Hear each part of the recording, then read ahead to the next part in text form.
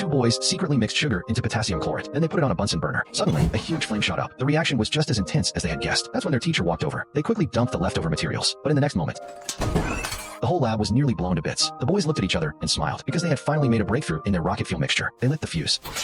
But to their surprise, the rocket veered off and shot straight into the coal yard. It left his dad completely stunned. So this is what you've been up to in the basement, huh? To avoid hurting anyone else, they found an open space. They decided to try launching again, but the rocket was still out of control. An onlooker told them that the reason the rocket veered off was that the heat at launch melted the tailpipe. They should use a higher temperature steel, but they didn't have the money for that. So they put their heads together and decided to steal some old railroad tracks. After working hard for most of the day, the group was completely worn out. Finally, they had a little success. Then they suddenly heard the sound of a train. Fortunately, it was indeed a decommissioned railway. They sold the tracks and bought some good quality steel. They set up a flagpole in the clearing and built a safety house. They created a launch pad. This would be the place where the boys' dreams began. They started launching rockets again. Once, twice, 3 times.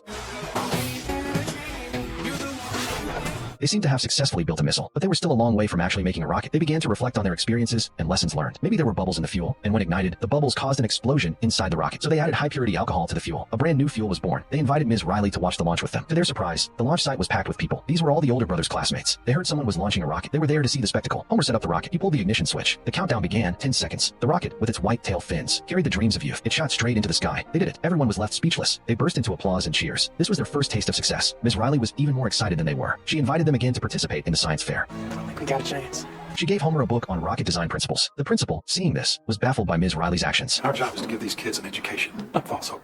Do you want me to sit quiet? Let them breathe in coal dust the rest of their life? The rest of them work in the mine. How about I believe in the unlucky ones? I have to, Mr. Turner. I'd go out of my mind. Meanwhile, Homer went to find his dad. He wanted his dad to see his rocket launch, but his dad flat out refused, saying he was too busy with work. Homer confronted him. Why have you never missed my brother's soccer games? His dad was taken aback by the question. Without saying a word, he got up and headed to the mine. Homer felt really let down. No matter how well his rocket turned out, he couldn't gain his dad's approval. Thankfully, there were still plenty of people in town who supported them. This time, the rocket flew a full 10 seconds longer than last time, proving that their improvements to the rocket work and their rocket building efforts caught the attention of local reporters. Before long, the 4 became local celebrities. The newspaper even dubbed them the Rocket Boys. But that very newspaper brought disaster to them. As soon as they got to school, they were stopped by the principal and the police. It turned out that not long ago, a forest fire had broken out, and the fire had started near the rocket launch site. The police suspected that the rocket debris had caused the fire. Even though Ms. Riley defended them, they did have a piece of rocket debris that was missing. This further confirmed the police's suspicions. Thus, the police took them back to the station in front of everyone. Luckily, they were still minors, and were eventually bailed out by their parents. This only made Homer's dad even more resentful of his rocket make. Another friend even got a beating from his stepdad. They were banned from launching rockets. The young guys felt completely defeated. They went to the front of the safety house and set the little wooden house on fire with the leftover alcohol fuel. In this place where they had failed countless times, they had just achieved a tiny bit of success. It had to give up on their dreams. Trouble never comes alone. Soon, another piece of bad news came in. A collapse had occurred at the coal mine where his dad worked. Homer rushed over as soon as he heard the news. Watching the victims being carried out, Homer was filled with anxiety.